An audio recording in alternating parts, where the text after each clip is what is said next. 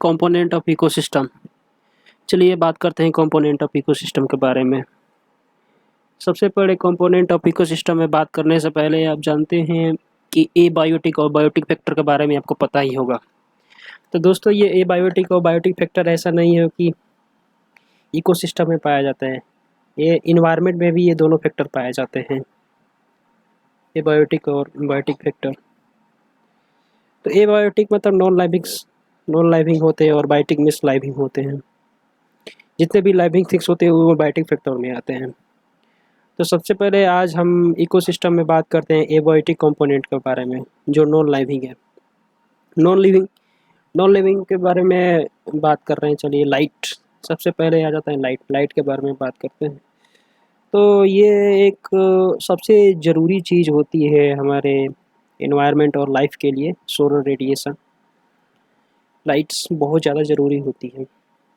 Light से photosynthesis की energy flow होती रहती है।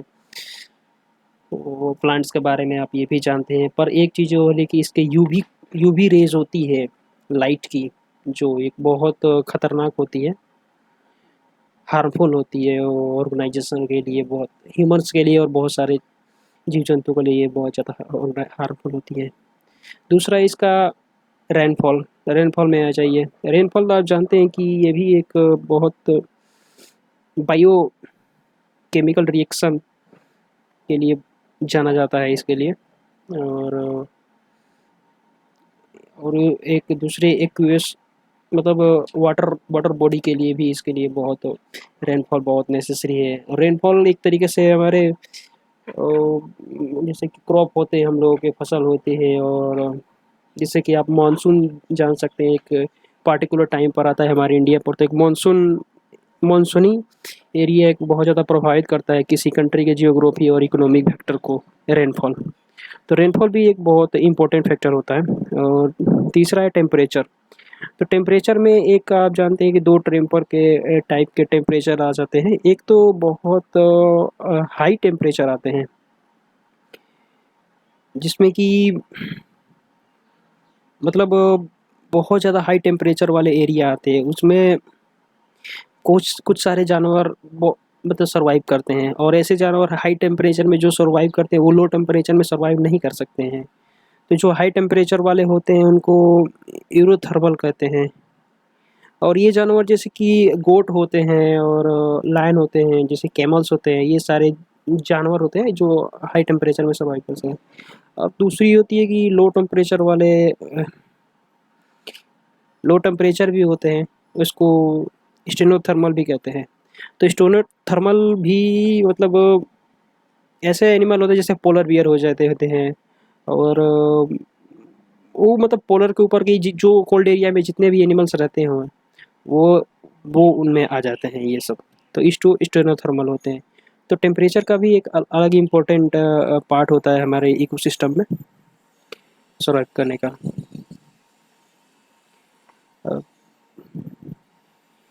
तीसरी चीज़ है दोस्तों, यहाँ पर आइए एटमॉस्फेयर के बारे में बात करते हैं हम लोग।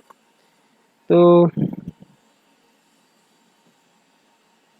अब हम एटमॉस्फेयर के बारे में बात करते हैं। तो यहाँ पर आप जानते हैं कि 21% ऑक्सीजन जो हमारे वायुमंडल में पाए जाते हैं, ये बहुत सारे हम लोगों को ऑर्गेनाइजेशन के जीने के लिए बहुत ज़्यादा काफ़ी पर्याप्त मात्रा में है। और बाकी के 78% नाइट्रोजन क्वेश्चन। ये भी नाइट्रोजन का यूज ऐसा होता है कि जिससे कि ह्यूमन बॉडी को ग्रोथ करने में, चाहे ह्यूमन का सारे एनिमल्स प्लांट्स को ग्रोथ करने में इसका बहुत बड़ा योगदान होता है नाइट्रोजन का। 0.038% कार्बन डाइऑक्साइड, सोचिए 0.038% कार्बन डाइऑक्साइड है, ये एक बहुत अच्छा रोल देता है फोटोसिंथेसिस के रोल में। फोटोसिंथेसिस जैसे प्लांट्स होते हैं, प्राइमरी प्रोड्यूसर ऑफ प्लांट्स जो फोटोसिंथेसिस की प्रक्रिया करते हैं, उसमें 0.038% का ही कार्बन डाइऑक्साइड का ही रोल होता है, जिससे एक बढ़िया तरीके से फोटोसिंथेसिस करते हैं। अब तीसरा इसमें आ जाएगा मतलब अगला ऑर्गेनिक कंपाउंड। ऑर्गेनिक कंपाउंड में हमारे जितने भी प्रोटीन्स आ जाते हैं, कार्बोहाइड्रेट आ जाते हैं, लिक्विड ईटीसी, मतलब ये ऑर्गेनिक कंपाउंड ऐसे होते हैं कि जो एनर्जी को ट्रांसफ़र करने में सहायक होते हैं, जो एनर्जी को ट्रांसफ़र करते हैं, ये ऑर्गेनिक कंपाउंड होते हैं। और अगला हो गया कि इनऑर्गेनिक कंपाउंड। इनऑर्गेनिक कंपाउंड में क्या-क्या आ जाएँगे, जैसे कि कार्बन आ जाएगा, कार्बन डाइऑक्साइड आ जाएगा, वाटर आ जाएगा, सल्फर आ जाएगा, नाइट्रेट, फास्फोरस, आयन और वेरियस बहुत सारे मटेरियल आ जाएँगे, जो कि इनका सब सिर्फ़ सर्वाइव करने के लिए यूज़ होता है। जैसे कि कार्बन देखते हैं, कार्बन डाइऑक्साइड होता है, ह्यूमन्स की किसी भी एनिमल्स प्लांट को सर्वाइव ज़िंदगी जीने के लिए इसको एसेंशियल ज़रूरी होते हैं ये सब चीज़ को। तो जो भी इनऑर्गेनिक कंपाउंड जैसे वाटर हो गया, वाटर लिखा है, सल्फर हो गए, सल्फर जो हमारे हड्डियों में बहुत ज़्यादा हड्डी है, सल्फर और फास्फोरस वो ज़रूरी होती है हमारे बॉडी के ग्रोथ के लिए, ये भी चीज़ें। तो ये सब चीज़ों के लिए हमारे सर्वाइव करने के लिए ये सब चीज़ें बहुत ज़्यादा ज़रूरी होती हैं। इसको इनऑर्गेनिक कंपाउंड में ये भी हमारे इकोसिस्टम में बहुत ज़्यादा अच्छा रोल देते हैं। अगला है एल्टीट्यूड। एल्टीट्यूड का मतलब दोस्तों आप एक समझ जाइए, हाइट से मतलब होता है, किसी चीज़ की हाइट, एल्टीट्यूड।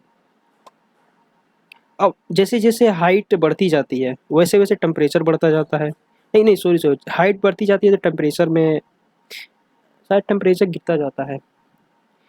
टेम्परेचर गिरता जाता है, सॉरी, हाँ, टेम्परेचर गिरता जाता है। जैसे कि पहाड़ पर आप जाओगे बहुत सारे, तो वहाँ पर हवा का दबाव भी बहुत ज़्यादा कम होता जाता है, लो होता जाता है, तो सांस लेने में दिक्कत आने लगती है।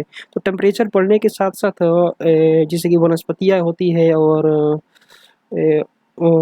चीज़ों के अंदर इन्वायरमेंट और वनस्पतियों और प्लांट और क्या कहते हैं, सॉरी, एनिमल्स और बहुत सारे जानवरों के बीच में बदलाव होने लगता है। तो वही चीज़ है कि टेम्परेचर के साथ-साथ चीज़ों में बदलाव होने लगता है, तो ये भी एक फैक्टर होता है, मतलब उसके कहते हैं एनवायरनमेंट का। एल्टीट्यूड भी एक अच्छा रोल देता है। और अगला सैलिनिटी के बारे में बात करते हैं। तो अब दोस्त सैलिनिटी के बारे में बात करते हैं कि कुछ बहुत ज़्यादा सैलिनिटी सलाइन चीज़ होती है, जैसे कि सॉरी, यही बात है दोस्तों, यूरोसलाइन, नहीं, सॉरी, यूरोहिलाइन, यूरोहिलाइन है, सॉरी।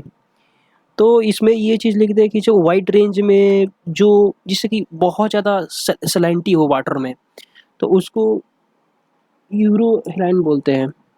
वाइड रेंज में सलाइनिटी होती है और ये कुछ एनिमल्स होते हैं कि मतलब कुछ क्या बहुत सारे एनिमल्स इनमें पाए जाते हैं, जैसे कि केकड़ा हो जाएगा और सैल्मन, हील्स, ईरिंग, मतलब बहुत सारे जलीय। पर ये होती है कि कुछ ऐसे नैरो सैलिनिटी होती है, मतलब बहुत कम सैलिनिटी वाले वाटर होते हैं, उसमें बहुत कम जीव जंतु जिससे पाए जाते हैं वाटर में। तो ये मतलब गोल्ड फिश हो जाती है और कुछ फिश होती है, तो ये भी पाई जाती है मतलब स्टेनोसैलाइन में। तो ये भी दो डिफरेंस में, एक तो हाईएस्ट सैलिनिटी वाले वाटर होते हैं और ये लोएस्ट सैलिनिटी वाले वाटर होते हैं। तो हाईएस्ट सैलिनिटी यूरो हिलाइन बोलते हैं और स्टेनलो हिलाइन मतलब लोएस्ट सैलिनिटी वाले बोलते हैं। तो ये चीज़ होती है, ये भी एक कंपोनेंट होता है उसके लिए बहुत ज़रूरी हमारे इकोसिस्टम